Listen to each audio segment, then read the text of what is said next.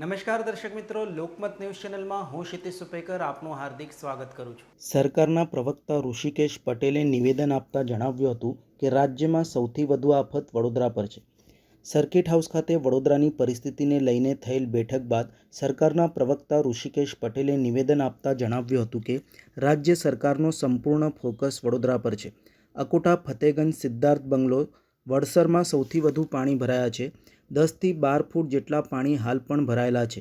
આજવા સરોવર હાલ 213 ફૂટ ઉપર છે. ભયજનક લેવલ હોવા છતાં દરવાજા બંધ કરવામાં આવ્યા છે. ડેવ ડેમ પણ બંધ કરી દેવામાં આવ્યો છે. 5000થી વધુ લોકોનું સ્થળાંતર કરવામાં આવ્યું છે.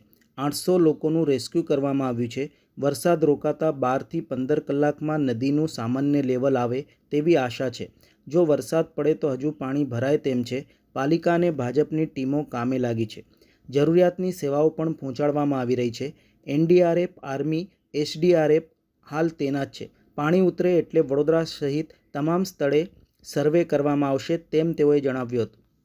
મદદ કરવાનો છે. આજે મંત્રી સાહેબ એક મહત્વનો સવાલ એક છેલ્લો સવાલ મારે પણ આપને વિનંતી છે કે આપણા થકી અત્યારે અસરગ્રસ્ત વિસ્તારો જ્યાં છે ત્યાંથી કેવી રીતે લોકોને મદદ કરી શકાય અને હંમેશા મીડિયા બાબતમાં આવી ફરિયાદો અને નાના મોટા વિષયો વહીવટી તંત્ર અને સરકાર સુધી પહોંચાડતું હોય.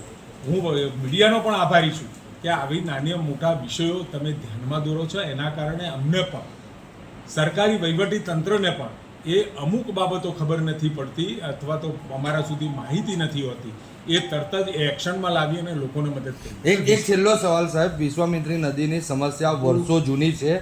સરકાર પણ જાણે છે, સ્થાનિક કેટલા અધિકારીઓ આવ્યા, કમિશનર આવ્યા, બધા જ જાણે છે, કેટલા બદલાઈ ગયા. વિશ્વામિત્રી નદી પર જે હજારોની સંખ્યામાં દબાણો છે તે દૂર નથી થઈ રહ્યા અને જે શુદ્ધિકરણની વાત છે કેટલી જગ્યાએ વિશ્વામિત્રી દબાયેલી છે તેને સરકાર હવે ખાસ ધ્યાન આપીને એ વિશે શું કરશે? કારણ કે અધિકારીઓ અમને પણ કહેતા હોય છે કે અમે કરવા માંગીએ છીએ પણ ઉપરથી ફોન આવે છે.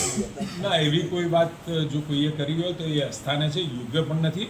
પરંતુ આ જે પરિસ્થિતિ પેદા થઈ છે એ હરણી અને જે ભૌગોલિક રીતે હરણી જે રીતે વડોદરાની વચ્ચેથી જે પસાર થાય છે અને ઉપરનું પાણી એટલે ગોધરાથી આ પાણી સમગ્ર ઉપરનો કેચમેન્ટ વિસ્તાર, મેં પહેલાં કહ્યું જવાબ મેં આપ્યો છે એ પ્રમાણે પાણીના કારણે આ પરિસ્થિતિ ઉદ્ભવી છે. પરંતુ ઉપરના કેચમેન્ટમાં આવતું વરસાદ અને રૂલ લેવલથી વધારે પાણી આવે તો એ બંને જળાશયોનું પાણી કેવી રીતે ડાયવર્ટ કરી અને દરિયા સુધી જાય એની પણ વ્યવસ્થા આપણે કરી.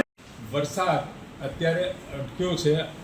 અત્યારે આપ બહાર જોઈ રહ્યા છો, બહાર વરસાદ ચાલુ છે. પરંતુ જે કેચમેન્ટ વિસ્તાર છે ત્યાં વરસાદ ઓછો થતાની સાથે, કારણ કે આ પાણી જે આવે છે એ વડોદરાનું પણ એ અરણીમાં જ જવાનું, ઉપરથી આવતું પાણી એ પણ આ અરણી ક્યાં વિશ્વામિત્રીમાં જ જવાનું અને એના કારણે વરસાદ બંધ થતાની સાથે લગભગ 18 થી 24 કલાકમાં પરિસ્થિતિ આપણે બિલકુલ કાબૂમાં લઈશું. 5 વર્ષ બાદ ફરી પૂરની પરિસ્થિતિ ઊભી થઈ છે. 5 વર્ષમાં બીજી વખત લાગી રહ્યું છે જે વખતે 2019ની સ્થિતિ હતી ત્યારે જ કોઈ આયોજનની જરૂરિયાત હતી. 2019ની અંદર જે પૂરની પરિસ્થિતિ અને આજની પૂરની પરિસ્થિતિ વરસાદના કારણે જે ઉત્પન્ન થઈ છે બંનેમાં ઘણી બધી ભિન્નતા છે.